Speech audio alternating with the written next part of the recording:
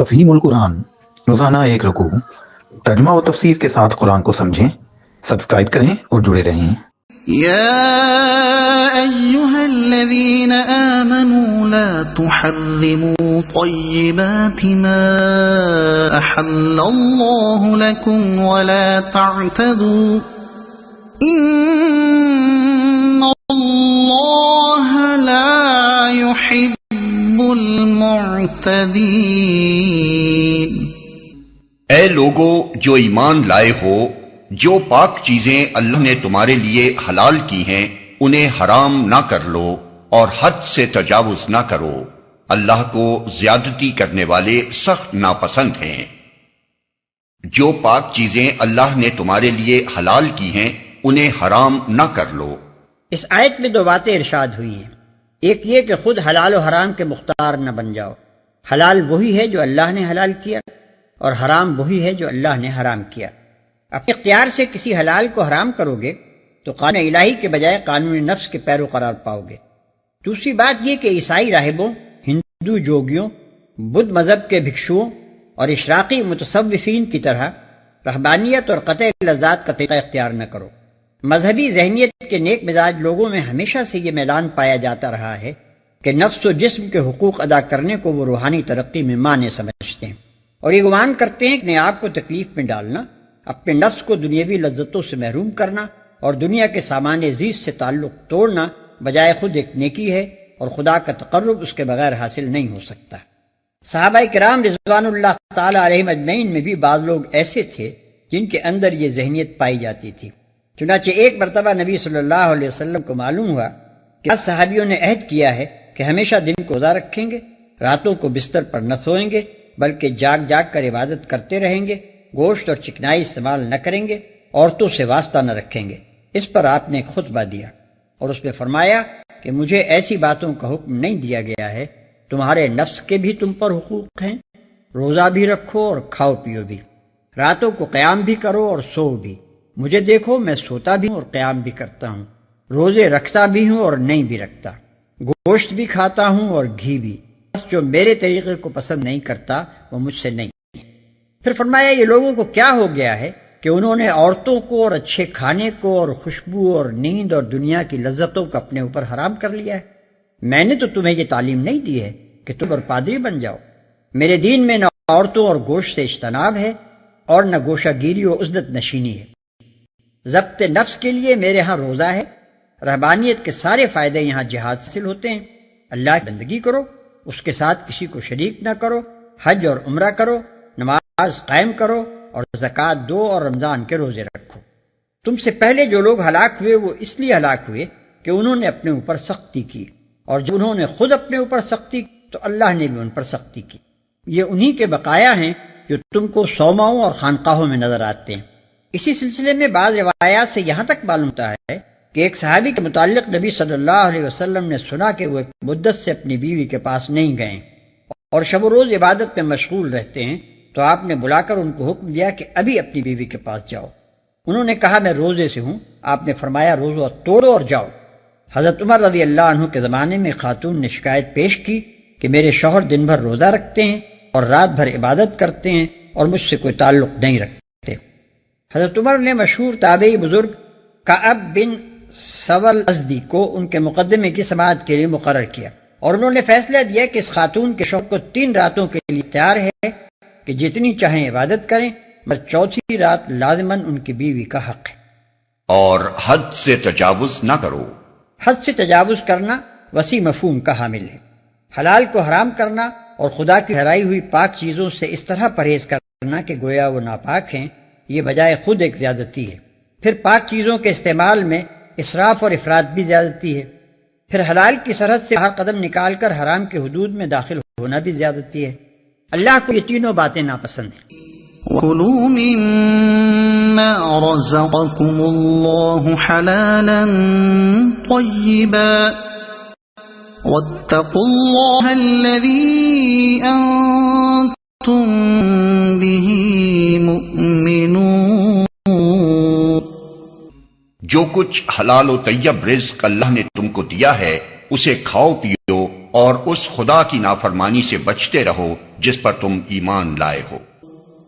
لا يؤاخذكم الله باللغو في أيمانكم ولكن يؤاخذكم بما عقدتم الأيمان فكفارته إطعام 10 مساكين من أوسط ما تطعمون أهليكم أو كسوتهم أو تحرير رقبة فمن لم يجد فصيام 3 أيام ذلك كفارة أيمانكم إذا حلفتم واحفظوا أيمانكم كذلك يبين الله لكم آياته لعلكم تشكرون۔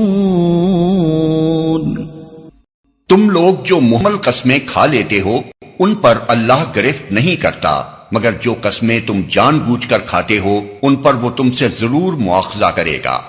ایسی قسم توڑنے کا کفارہ یہ ہے کہ 10 مسکینوں کو وہ اوسط درجے کا کھانا کھلاؤ جو تم اپنے بال بچوں کو کھلاتے ہو، یا انہیں کپڑے پہناؤ یا ایک غلام آزاد کرو، اور جو اس کی استطاعت نہ رکھتا ہو وہ 3 دن کے روزے رکھے۔ یہ تمہاری قسموں کا کفارہ ہے جبکہ تم قسم کھا کر توڑ دو۔ اپنی قسموں کی حفاظت کیا کرو، اس طرح اللہ اپنے احکام تمہارے لیے واضح کرتا ہے، شاید کہ تم شکر ادا کرو۔ یہ تمہاری قسموں کا کفارہ ہے جبکہ تم قسم کھا کر توڑ دو۔ چونکہ بعض لوگوں نے حلال چیزوں کو اپنے اوپر حرام کر لینے کی قسم کھا رکھی تھی، اس لیے اللہ تعالیٰ نے اسی سلسلے میں قسم کا حکم بھی بیان فرما دیا کہ اگر کسی شخص کی زبان سے بلا ارادہ قسم کا لفظ نکل گیا ہے تو اس کی پابندی کرنے کی ویسے ہی ضرورت نہیں، کیونکہ ایسی قسم پر کوئی مواخذہ نہیں ہے۔ اور اگر جان بوجھ کر کسی نے قسم کھائی ہے تو وہ اسے توڑ کر کفارہ ادا کرے، کیونکہ جس نے کسی معصیت کی قسم کھائی ہو اسے اپنی قسم پر قائم نہ رہنا چاہیے۔ اپنی قسموں کی حفاظت کیا کرو۔ قسم کی حفاظت کے کئی مفہوم ہیں۔ ایک یہ کہ قسم کو صحیح مصرف میں استعمال کیا جائے، فضول باتوں اور معصیت کے کاموں میں استعمال نہ کیا جائے۔ دوسرے یہ کہ جب کسی بات پر آدمی قسم کھائے تو اسے یاد رکھے، ایسا نہ ہو کہ اپنی غفلت کی وجہ سے وہ اسے بھول جائے اور پھر اس کی خلاف ورزی کرے۔ تیسرے یہ کہ جب کسی صحیح معاملے میں بالارادہ قسم کھائی جائے تو اسے پورا کیا جائے، اور اگر اس کی خلاف ورزی ہو جائے تو اس کا کفارہ ادا کیا جائے۔ يا أيها الذين آمنوا إنما الخمر والميسر والأنصاب والأزلام رجس من عمل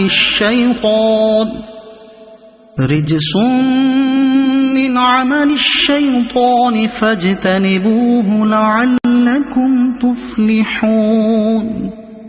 اے لوگو جو ایمان لائے ہو، یہ شراب اور جوا اور یہ آستانے اور پانسے یہ سب گندے شیطانی کام ہیں، ان سے پرہیز کرو، امید ہے کہ تمہیں فلاح نصیب ہوگی۔ یہ شراب اور جوا اور یہ آستانے اور پانسے۔ آستانوں اور پانسوں کی تشریح سورہ مائدہ کی ابتدائی آیات میں کی جا چکی ہے۔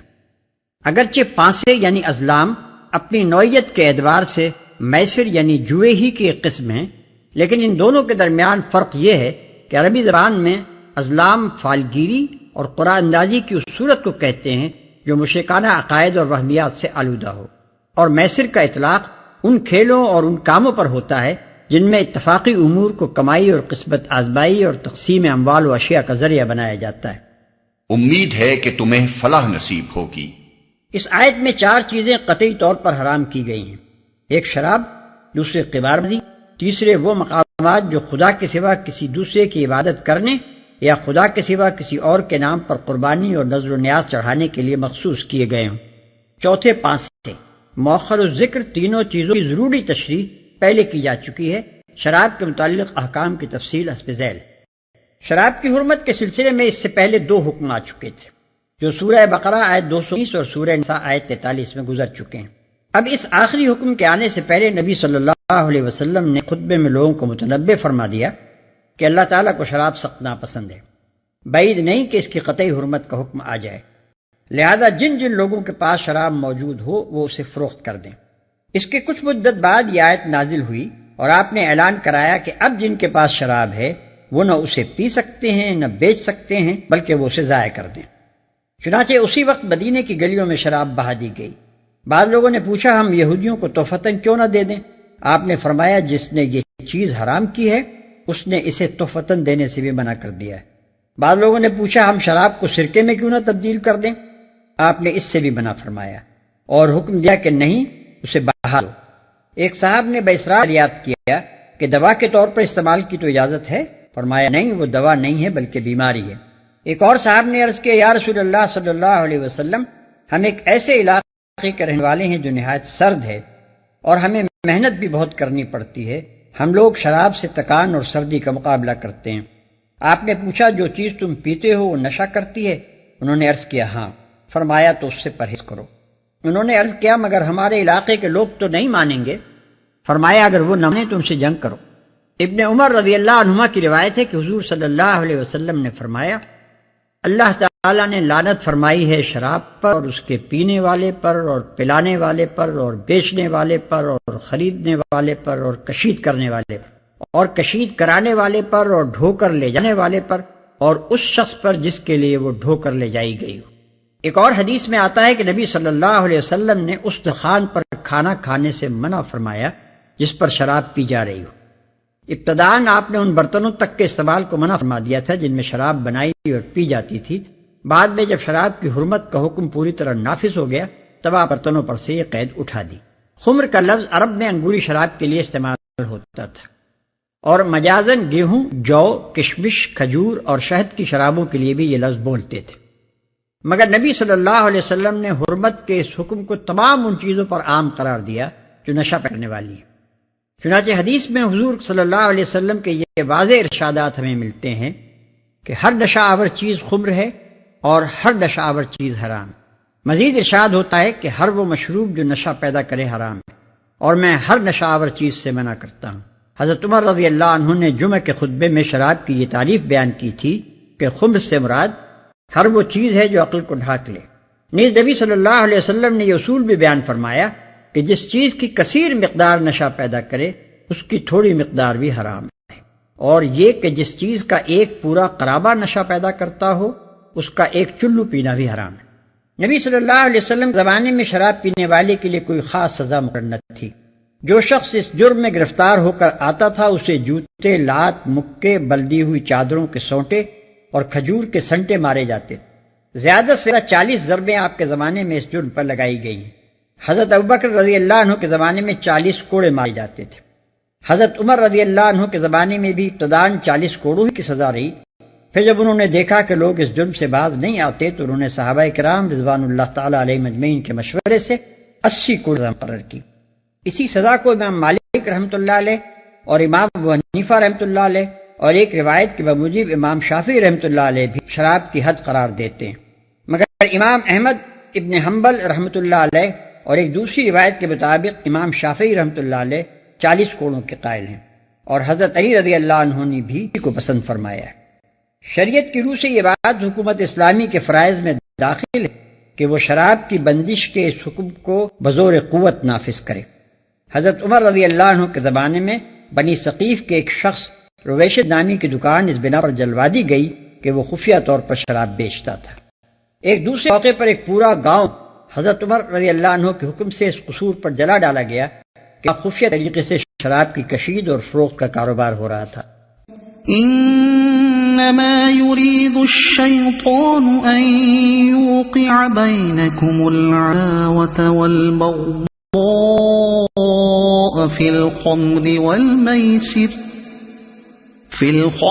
والميسر ويصدكم عن ذكر الله وعن الصلاة فهل أنتم منتهون وأطيعوا الله وأطيعوا الرسول واحذروا فإن توليتم فاعلموا أنما على رسولنا البلاغ المبين۔ شیطان تو یہ چاہتا ہے کہ شراب اور جوئے کے ذریعے سے تمہارے درمیان عداوت اور بغض ڈال دے اور تمہیں خدا کی یاد سے اور نماز سے روک دے. پھر کیا تم ان چیزوں سے باز رہو گے؟ اللہ اور اس کے رسول کی بات مانو اور باز آ جاؤ. لیکن اگر تم نے حکم عدولی کی تو جان لو کہ ہمارے رسول پر بس صاف صاف حکم پہنچا دینے کی ذمہ داری تھی. ليس على الذين آمنوا وعملوا الصالحات جناح فيما طعموا إذا ما اتقوا وآمنوا وعملوا الصالحات